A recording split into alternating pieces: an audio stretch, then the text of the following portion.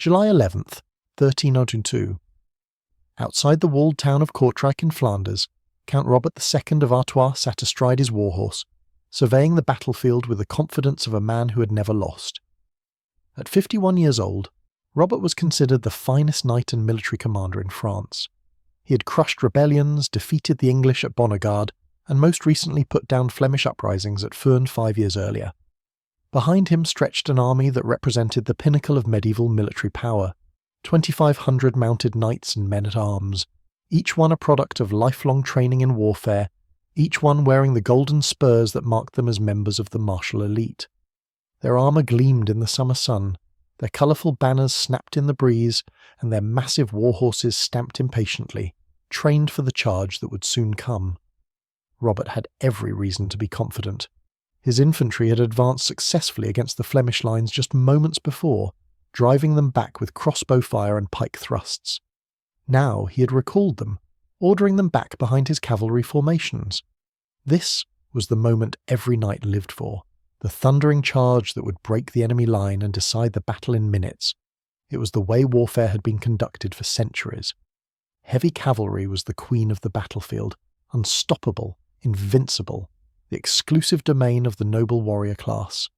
What could a rabble of common workers possibly do against the flower of French chivalry? Across the field, separated by streams and marshy ground, stood an army that had no business being there. 9,000 men, mostly townsfolk and guildsmen from Bruges, Ypres and the eastern towns of Flanders. Weavers stood next to butchers. Fullers gripped weapons alongside bakers. These were not professional soldiers. Most had never seen combat before this day. They wore whatever armour they could afford or borrow, mostly mail hauberks and steel helmets. Their weapons were simple, pikes, crossbows, and a peculiar Flemish device called the goedendag, a thick wooden staff about 5 feet long, wider at one end, topped with a sharp metal spike. The name meant good day in Dutch, though there was nothing pleasant about what it could do to a man. Some said the weapon got its name from the Bruges Matins 7 weeks earlier, when Flemish rebels had greeted suspected Frenchmen in the streets with a cheerful goedendag, then murdered them if they answered with a French accent. Others claimed it came from the sound a man's spine made when the spike drove through his throat. Either way, it was a weapon designed by commoners to kill knights, and within hours it would rewrite the rules of medieval warfare. To understand how these Flemish townsfolk came to face the French army on that July morning, we need to go back several years, to a time when Flanders was the richest region in northern Europe, but also the most politically unstable. The county of Flanders occupied what is now northern Belgium and parts of northern France. Its cities, Bruges, Ghent, Ypres, Kortrijk, were among the wealthiest in Christendom, grown fat on the wool trade with England. English wool came across the Channel to Flemish ports, where it was transformed by skilled weavers into fine cloth that was sold across Europe. This trade made the merchant class incredibly wealthy, and gave the cities a level of autonomy unusual for the time. But Flanders existed in a complicated political situation. Technically, the county was a fief of the King of France.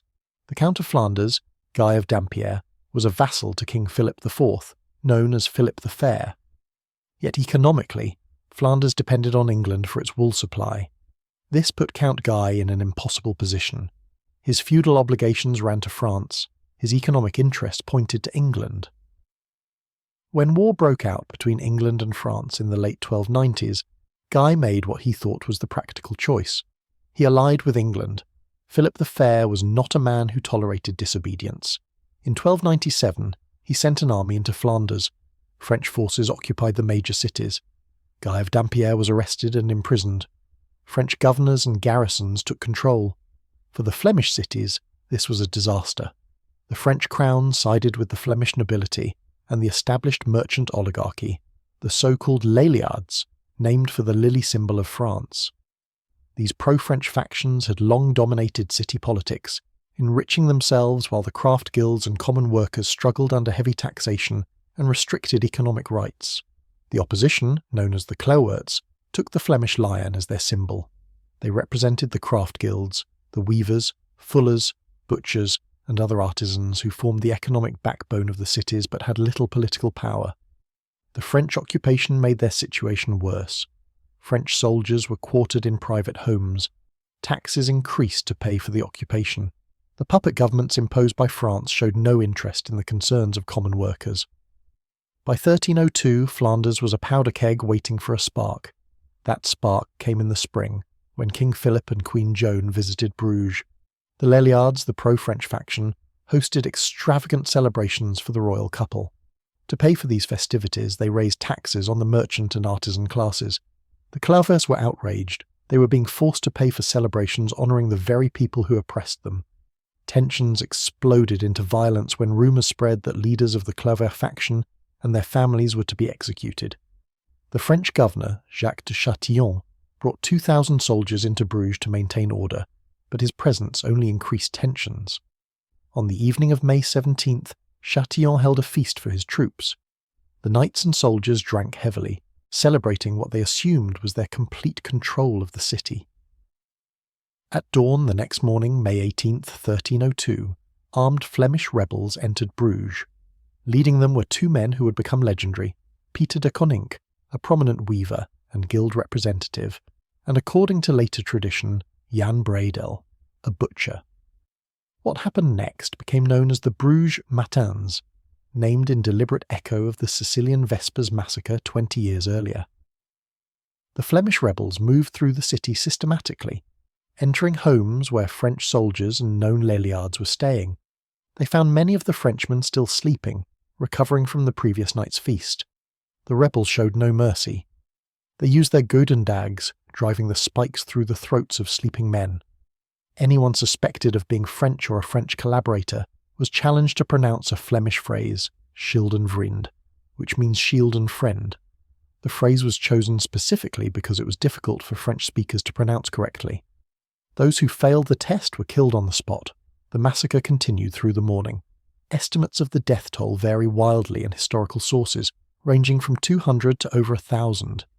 What is certain is that by the time the sun rose fully, the canals of Bruges ran red with blood, and French control of the city had been completely destroyed. Jacques de Chatillon, the French governor, barely escaped with his life, fleeing to Paris to bring news of the catastrophe to King Philip. The Bruges Matins created a point of no return. With Guy of Dampierre still imprisoned in France, leadership of the rebellion fell to his son John of Namur and his grandson William of Jülich. Almost immediately, other Flemish towns joined the uprising. Ypres declared for the rebellion. So did Kortrijk and many smaller towns. The notable exception was Ghent, the largest city in Flanders, where the merchant oligarchy managed to maintain control and stayed loyal to France. The Flemish rebels knew what was coming. Philip the Fair was not a man to let such an insult go unanswered. They had murdered French soldiers and French sympathizers in their beds. They had challenged the authority of the French crown. Retribution would be swift and terrible. The rebels had weeks, maybe a month, to prepare for the inevitable French counterattack. Philip's response was exactly what the Flemish expected. He assembled an army of approximately 8,000 troops and placed it under the command of Robert of Artois, the finest military commander France possessed. Robert was Philip's cousin and had proven himself in numerous campaigns. He had led French forces against the English, against the Aragonese, and against Flemish rebels before. He was experienced, talented, and absolutely confident in his ability to crush this uprising of commoners. Robert's army was built around its cavalry corps, 2,500 knights and men, at arms, each one mounted on a trained warhorse, each one equipped with lance, sword, and full armour. These were professional warriors, men who had trained for combat since childhood, who had fought in tournaments and campaigns across Europe. Supporting the cavalry were approximately 1,000 crossbowmen, 1,000 pikemen, and 2,000 additional infantry. It was a formidable force, organised along traditional lines, with the heavily armoured cavalry as the decisive striking arm. The Flemish, meanwhile, were scraping together whatever forces they could muster. William of Jülich managed to assemble approximately 9,400 men, drawn primarily from the militias of Bruges, Ypres, and the eastern towns. These civic militias were organised by guild.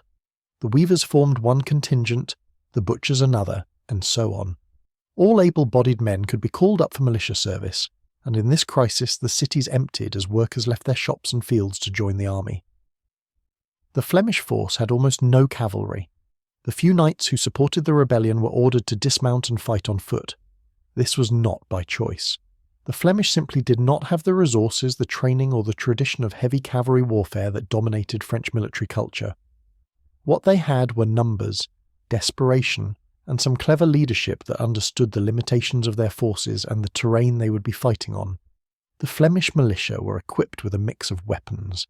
Many carried pikes, long spears that could be set against a cavalry charge.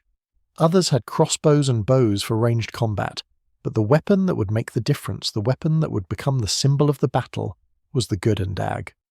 This was essentially a combination of a heavy club and a short spear. The wooden shaft, about 3 to 5 feet long, was thick enough to crush bone with a solid blow. At the wider end, an iron spike projected from the wood, secured by an iron band. The goedendag was cheap to make, requiring minimal metalwork and craftsmanship. Any blacksmith could produce the iron spike and band.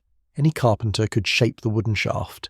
This meant the goedendags could be mass-produced quickly, arming thousands of men in a matter of weeks. More importantly, the weapon required minimal training to use effectively. Unlike a sword, which demanded years of practice to master, or a lance, which required extensive horsemanship, the goedendag could be learned in days. Plant the spike in the ground, brace it with your foot, aim it with both hands, and when the horse crashes into it, the knight goes down. Then use the club end to finish him. Contemporary sources suggest the goedendag was used in a two-phase attack. First, as a pike, braced against the ground to meet a cavalry charge. The spike would impale the horse or catch in the armour of the charging knight. The thicker section of wood below the spike acted as a crossbar, preventing the horse from impaling itself completely and crashing into the defender, the same principle as a boar spear. Once the knight was unhorsed, the weapon became a heavy club, perfect for crushing helmets and breaking bones. Late June of 1302 saw Robert of Artois march his army north from Lille toward Bruges. His orders were simple: crush the rebellion, execute the ringleaders, and restore French control. As the French army moved through Flemish-speaking Flanders, they engaged in a terror campaign designed to break the rebels' will. Villages were burned. Civilians who did not flee fast enough were killed without discrimination. Women, children, the elderly, none were spared. French soldiers even desecrated churches, beheading statues of saints and hacking at religious imagery. This brutality had the opposite of its intended effect. Rather than terrorizing the Flemish into submission, it enraged them. It confirmed everything the rebels had feared about French rule and strengthened their resolve. Merchants left their shops, peasants deserted their fields, even monks abandoned their monasteries to join the militia gathering to face the French. The craft guilds pooled their resources to hire additional crossbowmen. Nearly 10% of Bruges' population marched to meet the French army. In early July, Robert of Artois set up camp outside Kortrijk, where Flemish rebels had been besieging the castle. The castle garrison, loyal to France, was running low on supplies and could hold out for perhaps 2 more months.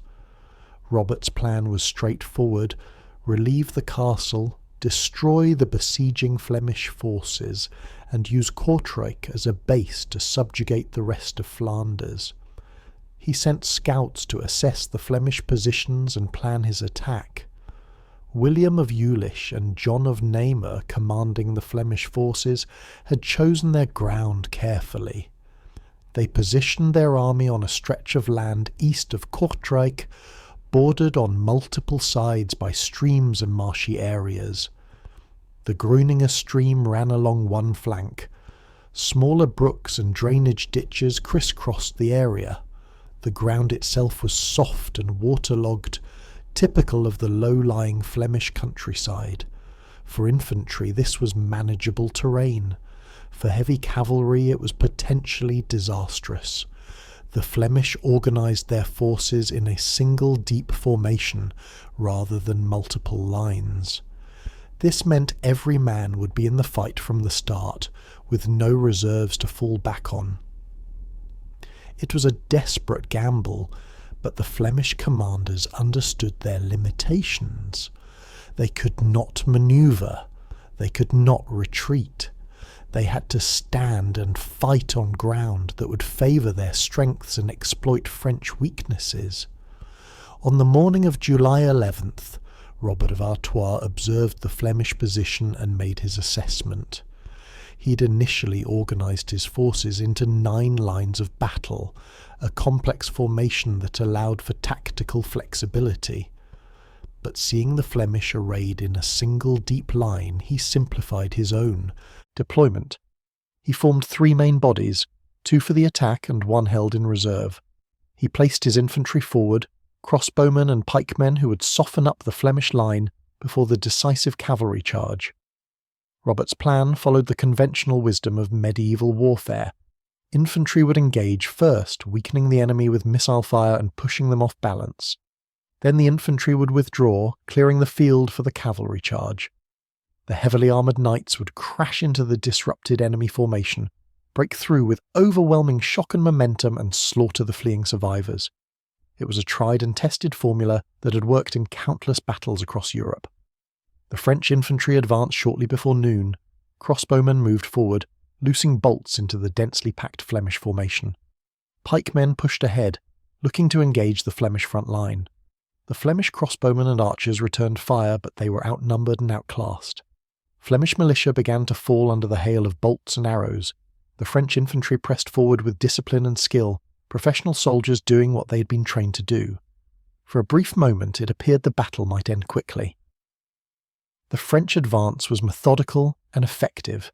The Flemish, crowded into their tight formation, seemed unable to respond effectively. Their line wavered but did not break. The Flemish pikes remained planted, the men behind them pressed forward, and the goedendags were raised, ready for what was coming next. Robert of Artois made his decision. The infantry had done its job. The Flemish were softened up, taking casualties, their formation stressed but not broken. This was the perfect moment for the cavalry to deliver the killing blow. Robert ordered his infantry to withdraw, pulling them back behind the cavalry formations. Trumpets sounded, and the French knights prepared for the charge. Here is where Robert made his fatal mistake, or rather, where his absolute confidence in the superiority of heavy cavalry led him into a trap he should have seen. The ground between the French position and the Flemish line was broken and marshy. Streams and ditches crossed the field. The soft earth would not provide the firm footing that heavy cavalry needed to build momentum. But Robert and his knights did not see this as a significant obstacle. They had charged across difficult terrain before. Their massive war horses, their superior training, their steel armour, all of this would overcome any disadvantage the ground might present. The French cavalry began their advance at a trot, lances levelled, a magnificent and terrifying sight. 2,500 armoured knights moving in formation, their banners streaming, the ground shaking under thousands of hooves. This was the moment that decided medieval battles, the unstoppable charge of the warrior elite. For the Flemish militia, common workers who had never faced a cavalry charge, the psychological impact must have been overwhelming. Many must have wanted to run. Many probably prayed for mercy that they knew would not come. But the Flemish line held. The pikemen kept their weapons planted in the ground, points angled toward the approaching cavalry. The men with goedendags gripped their weapons, positioned between the pikemen or in the second rank. The Flemish crossbowmen and archers, who had fallen back behind the main line when the French infantry advanced, now watched as the flower of French chivalry charged toward them. The French charge began to fall apart almost immediately. The soft ground slowed the horses. The streams and ditches broke up the cavalry formations. Knights who maintained their momentum found themselves ahead of their comrades, unsupported, charging into a solid wall of pikes and goedendags. The Flemish had prepared the ground as well as they could, digging additional ditches, placing obstacles, turning the already difficult terrain into a killing ground for cavalry. When the French cavalry hit the Flemish line, there was a tremendous crash of horses colliding with men, of lances striking shields, of pikes finding horseflesh and armoured knights. But the Flemish wall did not break. The pikes, planted firmly in the ground and braced by multiple men, stopped the cavalry charge cold. Horses impaled themselves on the pike points. Knights found their lances deflected by the dense formation, and then the goedendags went to work. The The French knights who survived the initial impact found themselves trapped in a nightmare. Their horses were stuck in the mud, unable to manoeuvre. The Flemish infantry surged forward with their goedendags. The spiked end of the weapon was perfect for finding the gaps in armour, driving through mail at the joints, punching through the eyeslets of helmets. Knights were dragged from their horses and butchered on the ground. The club end of the goedendag crushed skulls even through steel helmets. The weight and momentum of the weapon, wielded by men fighting for their lives, was devastating against opponents who could not move effectively in the mud. The carefully organised French charge dissolved into chaos. Individual knights found themselves surrounded by Flemish militia. Small groups of cavalry tried to push through the Flemish line but ran straight into the reserves behind the front rank. The soft ground that had slowed the charge now prevented retreat. Horses stumbled and fell. Knights weighed down by their armour struggled to stand in the mud and were killed before they could recover. Robert of Artois, watching from his position, saw his cavalry attack failing. This was not supposed to happen. Heavy cavalry did not lose to infantry. Peasants armed with clubs did not defeat trained knights. But the evidence was before his eyes. His cavalry was being slaughtered by common workers. In desperation, Robert made the decision that would cost him his life. He would lead the reserves into battle himself, turning the tide through sheer courage and leadership. Robert spurred his famous warhorse Morel into a charge, leading elements of the reserve cavalry in a second attack on the Flemish line. It was a brave but futile gesture. The second charge met the same fate as the first. The ground was even more torn up now, littered with dead and wounded horses slick with blood. The Flemish, energised by their success in stopping the first charge, met the second with equal ferocity. Somewhere in the melee, Robert of Artois was unhorsed. According to some accounts, he was pulled from his horse by a Flemish soldier named Willem van Seftingi. What happened next is debated by historians. French chroniclers claim Robert fought courageously to the last, never surrendering, dying as a knight should die in battle. Flemish and English sources tell a different story. They claim Robert tried to surrender, offering ransom as was customary when knights were captured. But the Flemish had no interest in ransoms. They had come to kill every French nobleman they could reach. Robert of Artois, the finest knight in France, cousin to the king, veteran of a dozen campaigns, died in the mud outside Kortrijk, cut down by common workers wielding crude weapons. With Robert dead and the cavalry in full rout, the French army collapsed. The infantry that had been held in reserve, seeing the disaster befalling the cavalry, began to withdraw without orders. Units from Brabant and Hainaut, feudal allies who had been pressed into French service, simply left the battlefield without fighting. The French crossbowmen and pikemen, now exposed without cavalry support, tried to retreat in order, but were harassed by victorious Flemish militia. The real slaughter began during the rout. As French forces tried to flee back toward their camp, Flemish militia pursued them, cutting down anyone they could catch. The same streams and marshy ground that had doomed the cavalry charge now prevented escape. Knights weighed down by armour drowned in streams trying to flee. Others were caught and killed where they stood. The Flemish had been given orders by their commanders to show no mercy to anyone wearing golden spurs, the symbol of knighthood. This was not just a military victory they were seeking, but revenge for years of oppression. The battle lasted approximately 3 hours, from just before noon until mid-afternoon. When it was over, the field was covered with French dead. Contemporary sources give widely varying casualty figures, as medieval chroniclers often did. French sources, trying to minimise the disaster, claimed around 1,000 French dead. Flemish sources put the number much higher. Modern historians estimate that the French lost at least 1,500 men, including over 100 major nobles and knights. Among the dead were some of the most prominent names in French nobility: Robert of Artois himself, his half-brother James, Raoul of Clermont-Nel, the Constable of France, Guy I of Clermont, Marshal of France, Simon de Melun, another Marshal of France, dozens of counts, barons and bannermen. It was a catastrophic loss of military leadership and aristocratic prestige. The Flemish losses, by contrast, were relatively light, perhaps a few hundred killed. The discipline of their formation and their choice of ground had protected them from the worst of the fighting. When Flemish soldiers began stripping the French dead, they collected approximately 500 pairs of golden spurs, the symbol of knighthood. These spurs were gathered up and presented as a trophy to the Church of Our Lady in Kortrijk, where they hung for decades as a symbol of the Flemish victory. It was this collection of spurs that gave the battle its popular name, the Battle of the Golden Spurs. The psychological and political impact of the battle far exceeded its immediate military significance. Medieval society was built on the assumption that mounted knights, the warrior aristocracy, were militarily superior to common foot soldiers. Knights trained from childhood in warfare. They could afford the best armour, the best horses, the best weapons. They were physically larger and stronger than peasants and workers, thanks to better nutrition. They had a near monopoly on effective military force, which justified their political and social dominance. If any group challenged noble authority, the knights would ride out and crush them. This was the natural order of medieval society. Courtrai shattered that assumption. Common workers, armed with crude weapons organised by their craft guilds, had destroyed the finest cavalry in Europe. The Flemish had proven that infantry, properly led and positioned on favourable ground, could defeat heavy cavalry. This was not supposed to be possible, yet it had happened, and everyone in Europe would soon hear about it. The news spread across Europe with remarkable speed. In France, there was shock and disbelief. The Flemings had not just defeated a French army, they had annihilated its leadership. Over 100 of France's finest knights were dead, including the commander of the expedition.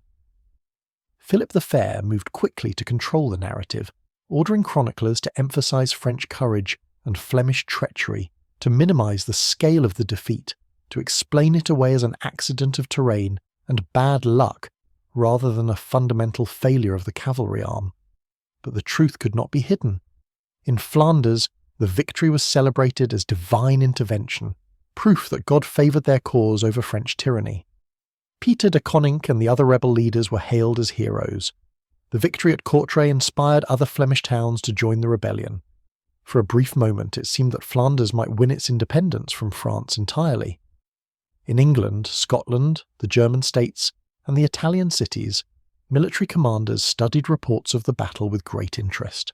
Infantry had defeated cavalry before in specific circumstances, but never so decisively, and never against such a large and well-commanded cavalry force. The implications were profound.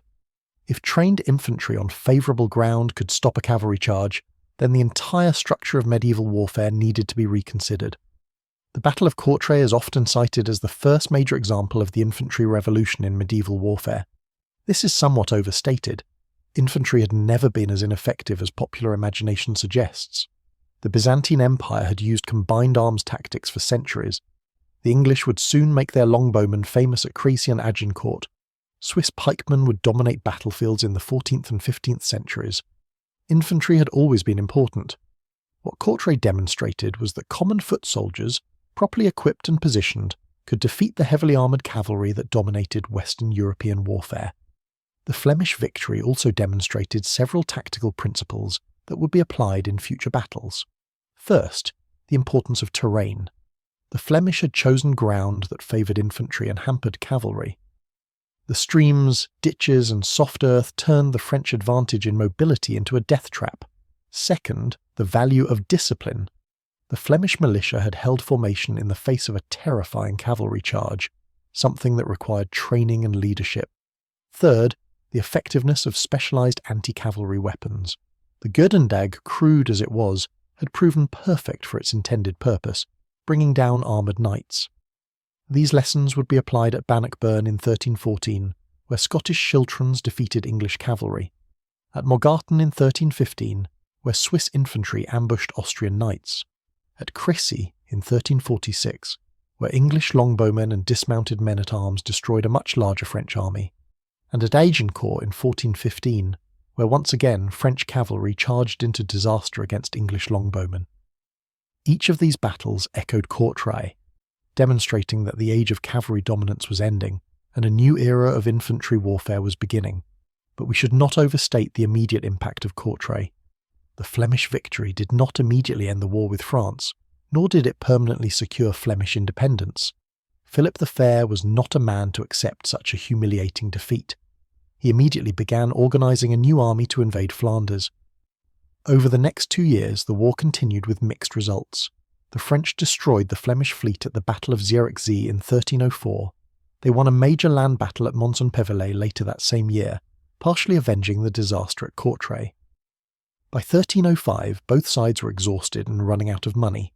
Peace negotiations led to the Treaty of Athis-sur-Orge, which technically restored French overlordship of Flanders, but in practice gave the Flemish considerable autonomy. The treaty required Flanders to pay substantial tribute to France and to demolish the fortifications of several rebellious cities, but the Flemish retained control of their internal affairs, and the craft guilds maintained the political power they had seized during the revolt. Guy of Dampierre, the Count of Flanders, who had been imprisoned since 1297, was released from French custody but died shortly after returning to Flanders. His son Robert of Bethune became the new count and led another war against France between 1314 and 1320, though this conflict also ended inconclusively. The fundamental issue, Flanders' position between French political control and English economic dependency, remained unresolved. For the French nobility, Courtrai was a trauma that would not heal. The loss of over 100 knights and nobles in a single afternoon was catastrophic, not just militarily but psychologically. These were the elite of French society, men whose training, equipment and social status supposedly made them invincible. They had been killed by workers, by men who wove cloth and butchered pigs and worked leather. The social implications were deeply disturbing to the aristocracy. French military thinking after Courtrai became more cautious about cavalry charges against prepared infantry positions. But the lessons were not fully absorbed. 50 years later at Crécy, and 70 years later at Agincourt, French cavalry would again charge into disaster against English armies that had learned the lesson of Courtrai, that disciplined infantry with the right weapons and terrain could defeat heavy cavalry. For the Flemish, Courtrai became the defining moment of their communal identity. The battle proved that the cities of Flanders could defend themselves, that the craft guilds could organise effective military force, that they did not need to accept the dominance of either the French crown or the local nobility. July 11th became a date of pride and remembrance in Flemish culture, commemorated in songs, poems, and eventually historical monuments. The battlefield itself became a site of memory. The Church of Our Lady in Kortrijk, where the golden spurs were hung, became a destination for those wishing to remember the battle. Though the original spurs were taken back by the French after they sacked Kortrijk following the Battle of Ruzebek in 1382, the memory of the victory remained. Today, July 11th, is an official holiday of the Flemish community in Belgium, and the battle is still celebrated as a symbol of Flemish identity and resistance to foreign domination. The Goedendag itself became a symbol of Flemish resistance. Though the weapon fell out of use by professional troops in the 15th century, replaced by more sophisticated polearms like halberds and bills, it remained associated with the civic militias of Flemish towns. No original goedendags have survived. To the present day, though archaeological fragments have been found and are displayed in the Kortrijk 1302 museum, contemporary depictions of the battle, such as the carvings on the 14th century Courtrai chest, show Flemish militia wielding the distinctive weapon. The battle also had an impact on the broader development of medieval warfare and society. The demonstration that infantry could defeat cavalry encouraged the development of better infantry weapons and tactics. Pike formations became more sophisticated. Crossbows and longbows gained greater respect as anti-cavalry weapons. Military commanders began to pay more attention to terrain and positioning rather than relying solely on the shock value of a cavalry charge. Socially, Courtrai represented a challenge to the feudal order. The craft guilds had proven they could organise military force independent of the nobility. This did not immediately lead to democracy or social equality. Medieval society was far too hierarchical for that, but it did create space for urban communes to assert their interests more forcefully. The political power of the guilds in Flemish cities increased significantly after Courtrai, and this urban autonomy became a defining feature of the Low Countries for centuries. The battle also highlighted the changing nature of medieval warfare in the 14th century. Wars were increasingly fought over economic resources and political control rather than feudal obligations. The Flemish Rebellion was fundamentally about control of the wool trade and the political rights of urban communes, not about feudal loyalty. This foreshadowed the types of conflicts that would dominate the late medieval and early modern periods. Conflicts driven by economic interests and state building rather than personal feudal relationships. It is worth remembering that the Battle of Courtrai for all its significance, was part of a longer war that France ultimately won. The Flemish achieved a spectacular tactical victory on July 11th, 1302, but they did not achieve permanent independence. Flanders remained under French overlordship, though with considerable autonomy. The craft guilds gained political power, but did not overturn the social hierarchy entirely. The battle was a triumph for Flemish arms and a disaster for French chivalry, but it did not fundamentally alter the balance of power in the region. What Courtrai did accomplish was to shatter the myth of cavalry invincibility. After July 11th, 1302, no military commander could assume that a cavalry charge would automatically break an infantry formation. The tactical dominance that heavy cavalry had enjoyed since the early Middle Ages was ending. The future of warfare would belong to combined arms tactics, to armies that could effectively use infantry, cavalry, and missile troops in coordination, rather than relying on any single arm. The Flemish militia at Courtrai had proven that common men, properly armed and led, could stand against the warrior elite. They had demonstrated that social status did not determine military effectiveness. A weaver with a goedendag could kill a knight just as dead as a knight could kill a weaver. This was a profoundly radical idea in a society built on the assumption that the nobility's military superiority justified their political dominance. In the centuries that followed, the Battle of the Golden Spurs would be commemorated, studied, and argued over by military historians and Flemish nationalists. During the 19th and 20th centuries, as the Flemish movement sought autonomy and recognition within Belgium, Courtrai became a powerful symbol of Flemish identity and resistance to foreign rule. Statues of Pieter de Koninck and Jan Bredel were erected in Bruges. The battle was depicted in paintings, literature, and eventually film. July 11th was established as the official holiday of the Flemish community.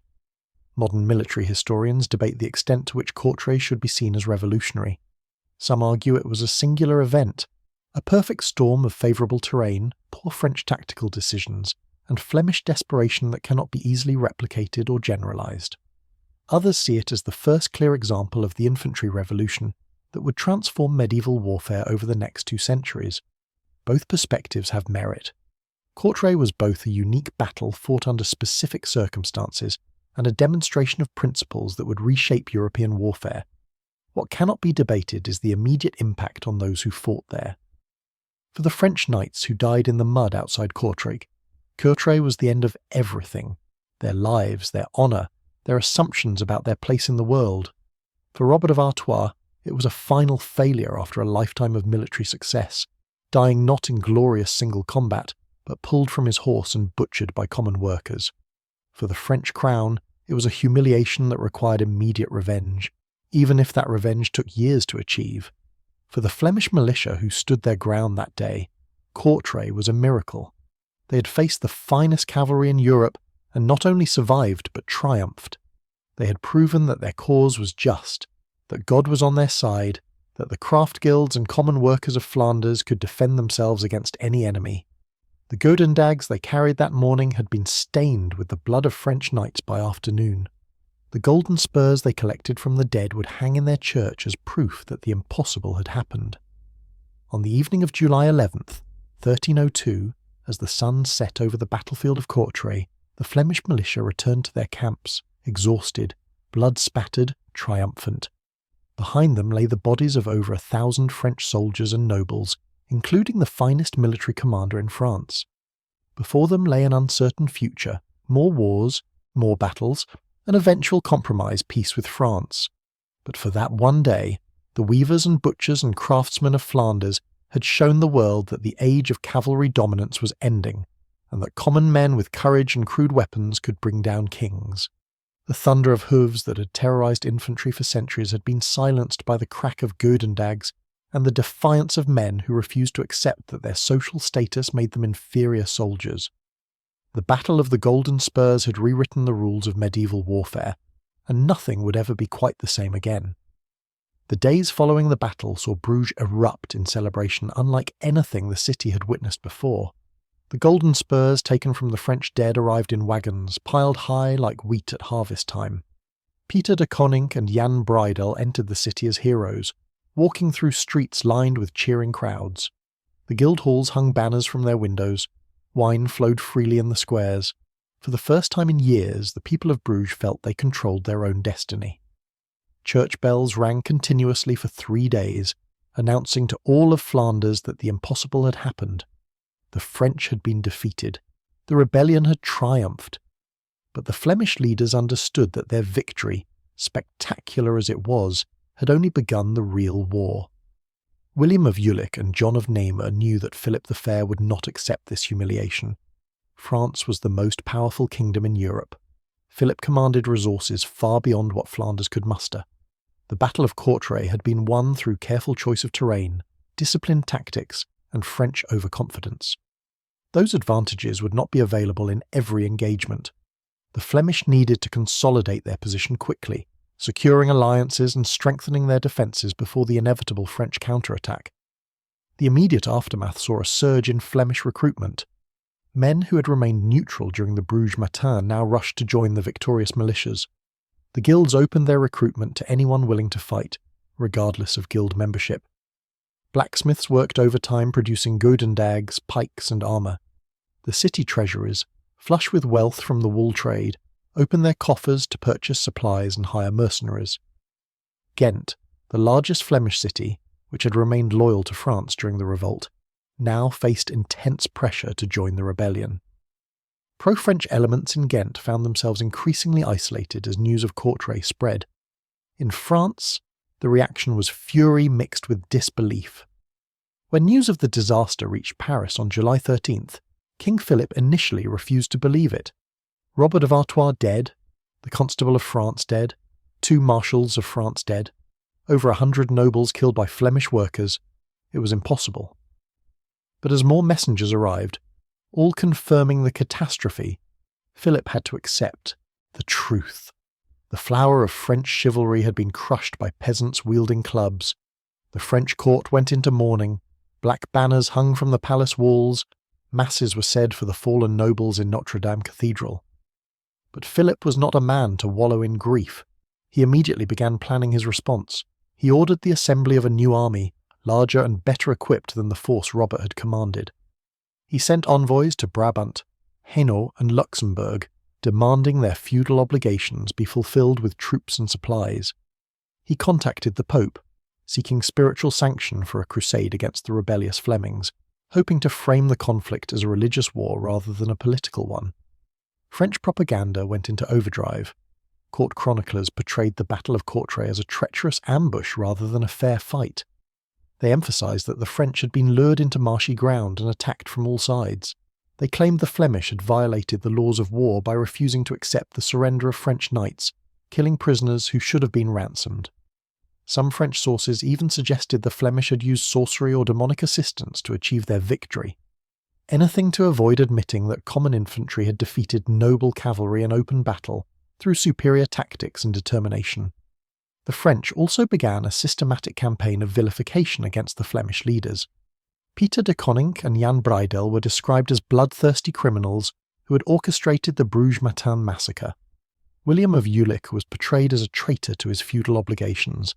The entire Flemish cause was characterised as rebellion against lawful authority, a crime against the natural order that God had established. This propaganda served multiple purposes. It justified the brutal reprisals that Philip was planning. It reassured the French nobility that their defeat had been due to treachery rather than military inadequacy. And it warned other potential rebels across France what would happen if they challenged royal authority. In August 1302, Philip personally led a new French army into Flanders. This force was even larger than the one Robert had commanded, perhaps 10,000 men including 3,000 cavalry. But Philip had learned from Courtrai. He did not rely solely on cavalry charges. His army included substantial infantry forces, including Genoese crossbowmen, considered the finest missile troops in Europe. He brought siege equipment to reduce fortified cities, and he moved cautiously, avoiding terrain that favoured the Flemish infantry tactics. The French campaign of August and September 1302 focused on recapturing territory and punishing rebellious towns. Philip's forces besieged and captured several smaller Flemish settlements. The reprisals were savage. Entire populations were massacred or enslaved. Buildings were burned to the ground. Fields were salted so they could not be cultivated. Philip wanted to send a message that rebellion would be met with total destruction. The brutality achieved its intended effect in some areas, with towns surrendering without resistance rather than face French vengeance.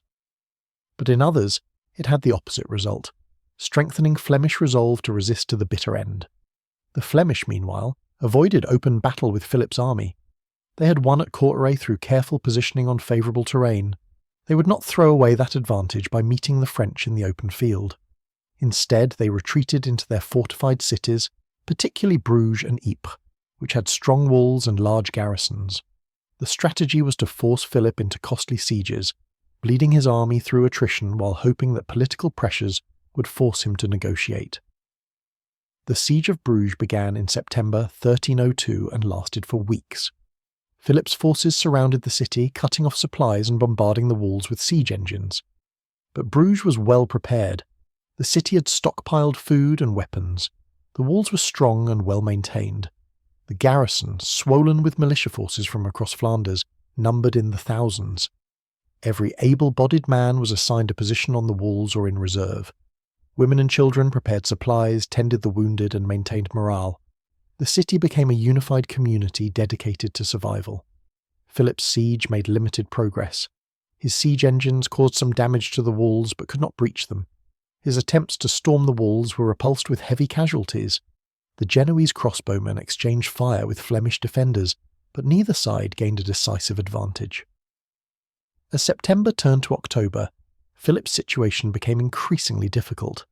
His army was consuming enormous quantities of food and supplies that had to be transported from France. Dysentery and other camp diseases began to spread. And in Paris, political rivals were questioning the enormous expense of the campaign. By late October, Philip's financial situation forced his hand. He had already spent a fortune assembling and maintaining his army. The siege was costing thousands of livres per day with no end in sight. His treasury was not unlimited. He needed a diplomatic solution that would allow him to claim victory while ending the expensive military campaign. In November, Philip agreed to a truce with the Flemish. The terms were vague, essentially a ceasefire that left fundamental issues unresolved. Philip withdrew his army from Flanders, claiming he had punished the rebels and reasserted royal authority. The Flemish celebrated surviving the siege, claiming they had defended their freedom against the might of France. The truce of 1302 lasted less than 2 years before hostilities resumed. During this period, both sides rebuilt their forces and jockeyed for diplomatic advantage. The Flemish sent envoys to England, seeking an alliance with Edward I. The English were cautious, not wanting to provoke France unnecessarily, but they provided some covert support to the Flemish, including allowing Flemish merchants to continue operating in English ports. This economic lifeline was crucial for Flanders, as the wool trade with England provided the wealth that funded the rebellion.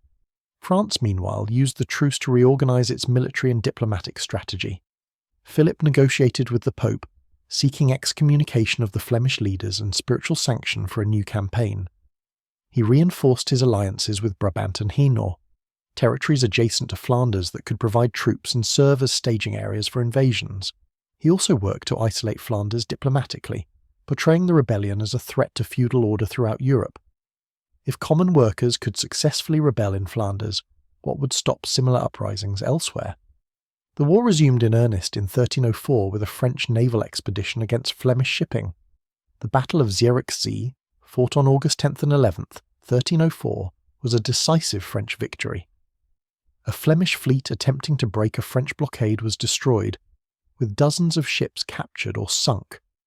This naval defeat was significant because it cut Flanders off from English wool supplies by sea, forcing the Flemish to rely on overland trade routes that were more vulnerable to French interdiction. The economic pressure on Flanders began to mount. On August 18th, 1304, the two armies met again at Mons-en-Pévèle, south of Lille. This time the circumstances were very different from Courtrai. The terrain was relatively open, without the streams and marshes that had doomed the French cavalry 2 years earlier. The French army under Philip's personal command was larger, better organised and more cautious. Philip had learned from Robert of Artois' mistakes. He did not commit his cavalry to unsupported charges. Instead, he used combined arms tactics, coordinating infantry, cavalry and missile troops. The Battle of Mons-en-Pévèle was a grinding, brutal affair that lasted all day. The Flemish militia fought with the same courage they had shown at Courtrai, but without favourable terrain, their tactics were less effective. The French cavalry charged, but not in the massed frontal assaults that had failed at Courtrai. Instead, they attacked in coordinated waves, supported by infantry and crossbowmen. When one attack was repulsed, another came from a different direction. The Flemish formation, designed for static defence, struggled to respond to these mobile tactics. By late afternoon, both armies were exhausted. Casualties were heavy on both sides. The French had lost perhaps 1,000 men. The Flemish losses were similar. But Philip held the field at the end of the day, which by medieval convention meant he had won the battle. The Flemish withdrew in good order, preventing a rout, but they left behind their baggage train and supplies. Philip claimed a great victory, partially avenging the disaster at Courtrai. The French had proven they could defeat the Flemish in open battle if they avoided the tactical mistakes that had doomed Robert of Artois. Yet Mons-en-Pévèle was not the decisive victory Philip needed. The Flemish army had not been destroyed. The fortified cities remained in rebel hands. The economic cost of the war continued to mount, and Philip was facing increasing domestic pressure to end the conflict. The French nobility had not forgotten Courtrai. They were less enthusiastic about risking their lives fighting Flemish militia than they had been before July 1302. Recruitment for the Flanders campaign became more difficult as French nobles sought excuses to avoid service. By 1305, both sides were exhausted and running out of money. The Flemish economy was suffering from the interruption of the wool trade. French finances were strained by years of military campaigns. Neither side could afford to continue the war indefinitely. Peace negotiations began in early 1305, mediated by papal representatives who wanted to end the conflict so that France could focus on crusading in the Holy Land. The Treaty of Athis-sur-Orge, signed on June 23, 1305, ended the war on terms that gave both sides something to claim as victory. Technically, Flanders acknowledged French overlordship. Count Guy of Dampierre, who had been imprisoned since 1297, was to be released. The rebel cities would pay substantial indemnities to France and demolish some of their fortifications. On paper, France had won. But the practical reality was different. The craft guilds retained their political power in Flemish cities. The Flemish maintained control over their internal affairs. The indemnity payments were stretched out over decades and often went unpaid. The fortification demolitions were partial and symbolic. Most importantly, the French did not garrison troops in Flanders after the treaty. The Flemish had achieved de facto autonomy, even if de jure they remained French vassals. Guy of Dampierre was released from French custody in 1305 but died within months of returning to Flanders. His son Robert of Bethune, who had been one of the commanders at Courtrai, became Count of Flanders. Robert was a pragmatic ruler who understood that Flanders needed to maintain its autonomy without provoking France into another full-scale invasion. He walked a careful diplomatic line, acknowledging French overlordship in principle, while asserting Flemish independence in practice. The period after 1305 saw relative peace in Flanders, though tensions remained. The craft guilds consolidated their political gains, establishing systems of guild representation in city governments. The wool trade with England resumed, bringing prosperity back to Flemish cities. The fortifications that had been partially demolished under the treaty were quietly rebuilt. Life returned to something approaching normal, though the experience of war had changed Flemish society permanently. The memory of Courtrai remained central to Flemish identity. The battle had proven that the cities could defend themselves, that they did not need to passively accept domination by France or by their own nobility. The goedendags that had brought down French knights became symbols of civic pride. Guild halls displayed weapons and armour from the battle. Veterans of Courtrai were honoured in their communities. Children grew up hearing stories of how their fathers and grandfathers had defeated the finest cavalry in Europe. The Battle of the Golden Spurs also had a lasting impact on military theory and practice. Military commanders across Europe studied what had happened at Courtrai, trying to understand how infantry had defeated cavalry so decisively. Several lessons emerged that would shape warfare for the next century. First, terrain mattered enormously. Cavalry needed firm, open ground to be effective. Marshes, streams, forests, and other obstacles neutralized the cavalry advantage. Second, discipline was crucial. Infantry that held formation could stop a cavalry charge. infantry that broke and ran would be slaughtered. Third, specialised weapons designed to counter cavalry were effective. The goedendag, the pike, the halberd all proved that infantry armed with appropriate weapons could bring down mounted knights. These lessons were applied in subsequent battles with varying degrees of success. At Bannockburn in 1314, Robert the Bruce used terrain and schiltrons, circular formations of spearmen, to defeat a much larger English army that relied heavily on cavalry. The Scots had studied Courtrai and applied its lessons. They chose marshy ground that limited English cavalry mobility. They maintained discipline in their pike formations. They used specialised anti-cavalry tactics. The result was another stunning victory for infantry over cavalry. In 1315 at Morgarten, Swiss Confederates defeated an Austrian army using similar tactics. The Swiss positioned themselves in a narrow mountain pass where cavalry could not deploy effectively. They used halberds, weapons similar to goedendags but with longer reach, to unhorse Austrian knights. They rolled logs and boulders down on the advancing Austrians, breaking up their formations. The battle was a massacre, with hundreds of Austrian nobles killed and the Swiss suffering minimal casualties. These battles, Courtrai, Bannockburn, Morgarten, formed a pattern that would repeat throughout the 14th century. Infantry, properly equipped and positioned, could defeat cavalry. This did not mean cavalry became obsolete. Mounted troops remained essential for reconnaissance, pursuit, and fighting on favourable terrain. But the automatic supremacy of cavalry in medieval warfare had ended. Armies needed balanced forces that could adapt to different situations. The most famous application of the lessons of Courtrai came at Crécy in 1346 and Agincourt in 1415. In both battles, English armies using longbowmen and dismounted men at arms defeated much larger French forces that relied on cavalry charges. At Crécy, English longbowmen slaughtered French cavalry and Genoese crossbowmen, while dismounted English knights and men-at-arms held a defensive position on favourable ground. The French cavalry charged repeatedly, brave but futile attacks that were cut down by English arrows. By the end of the day, over 1,500 French nobles were dead, including the King of Bohemia and the Duke of Lorraine. Agincourt in 1415 was even more dramatic.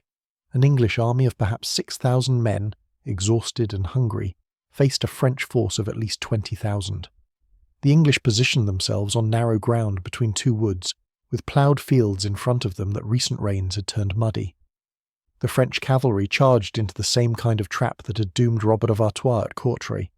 The horses struggled in the mud. The English longbowmen poured arrows into the packed French formations. French knights who reached the English lines found themselves fighting dismounted English men-at-arms who were fresh and ready. The result was catastrophic for France. Perhaps 7,000 French soldiers died, including 3 dukes, 90 counts and lords, and 1,500 knights. Both Crécy and Agincourt echoed Courtrai in crucial ways. Disciplined infantry on favourable terrain defeated cavalry charges. The combination of missile weapons and close combat infantry proved devastating against mounted knights.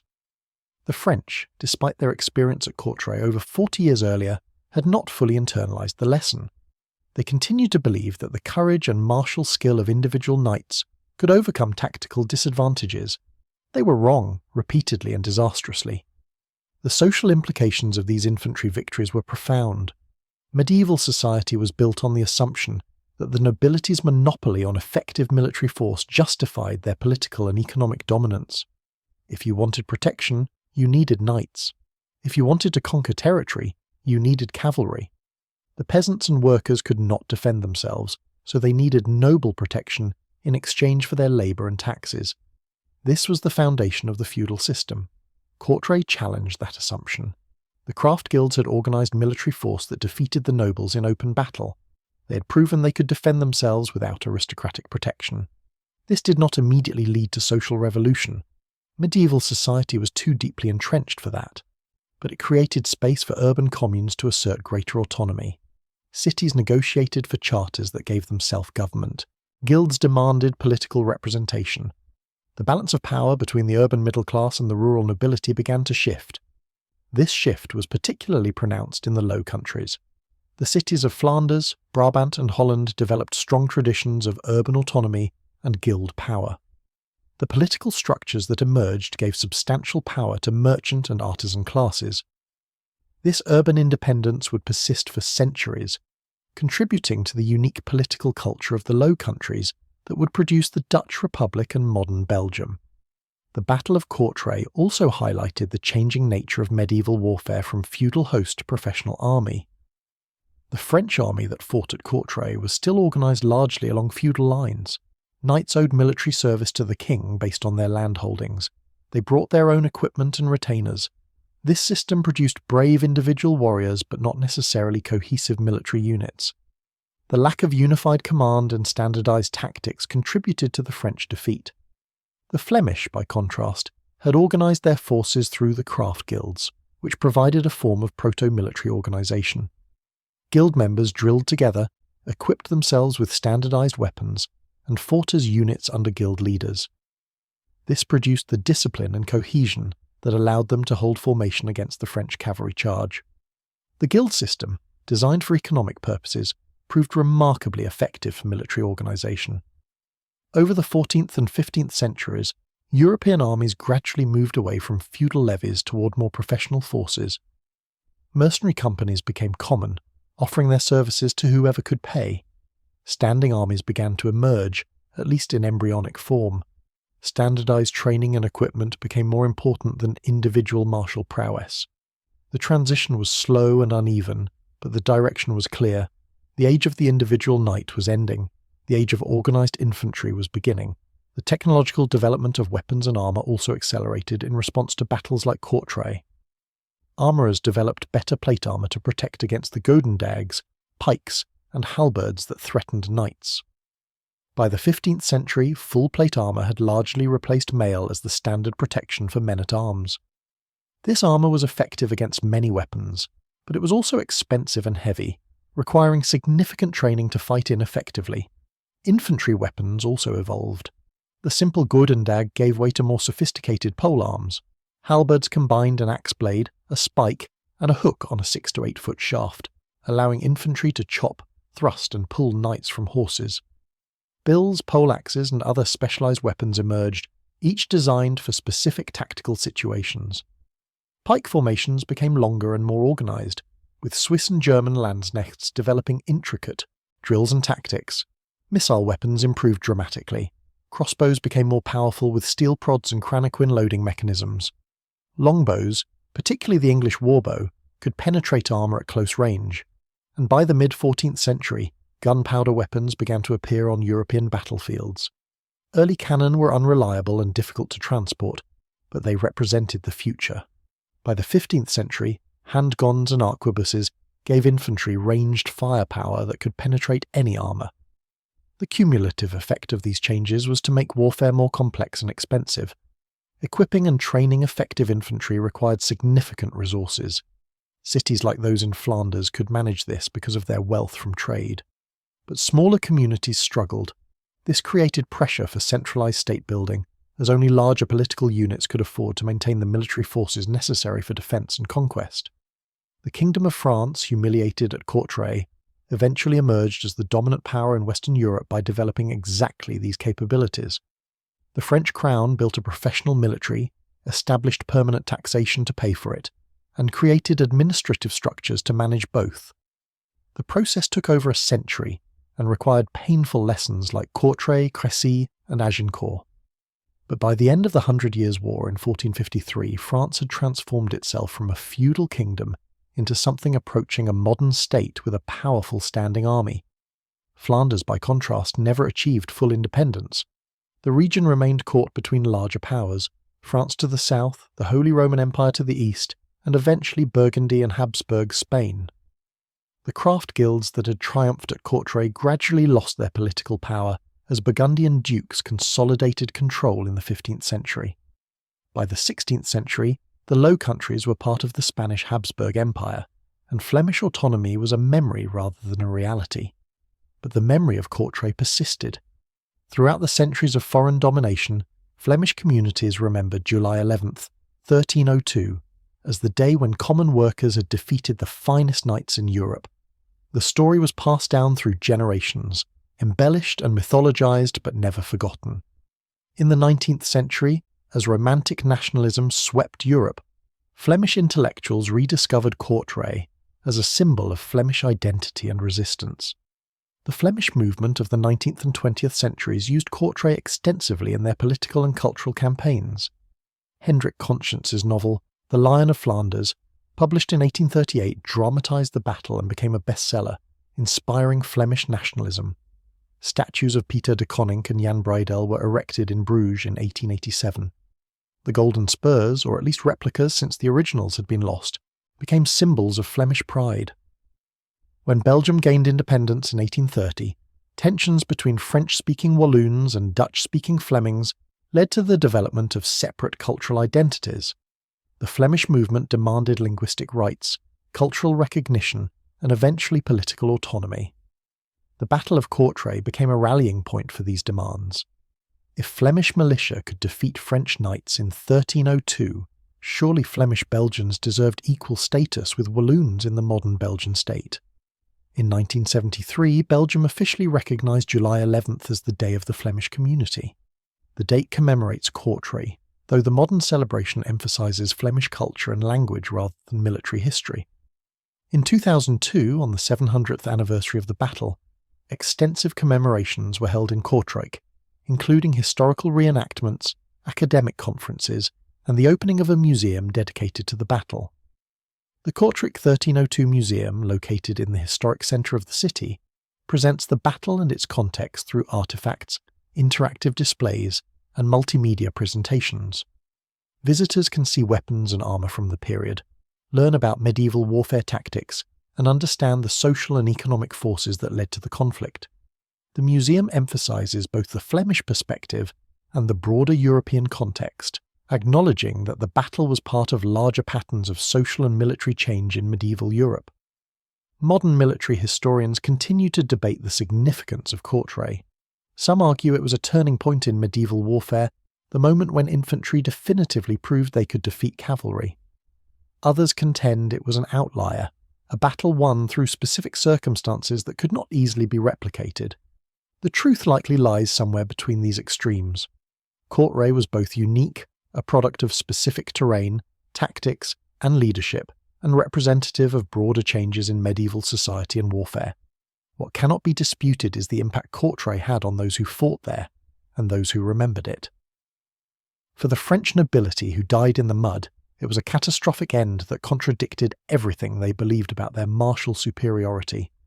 For the Flemish militia who survived, it was proof that ordinary people could defend themselves against any enemy. For medieval Europe as a whole, it was a demonstration that the old certainties of feudal warfare no longer applied, that the future belonged to those who could adapt to changing military realities. The goedendags that Flemish craftsmen had fashioned in the weeks before the battle were crude weapons by the standards of noble warfare. They lacked the elegance of a knight's sword or the prestige of a cavalry lance, but they were effective, practical, and democratic. Any blacksmith could make one. Any strong man could wield one. They represented a different approach to warfare, one based on practicality rather than tradition, effectiveness rather than prestige, collective discipline rather than individual heroism. On July 11th, 1302, those crude weapons and the men who wielded them changed history. The golden spurs collected from the French dead were more than trophies. They were symbols of a world that was ending, where birth and social status determined military effectiveness. The goedendags that took those spurs symbolised a world that was emerging, where organisation, tactics and determination mattered more than bloodline. The Battle of Courtrai did not single-handedly end feudalism or create modern warfare, but it was a decisive moment in a long transformation, a day when common men proved they were not helpless before the warrior elite, a day when the future defeated the past in the mud and blood of a Flemish battlefield.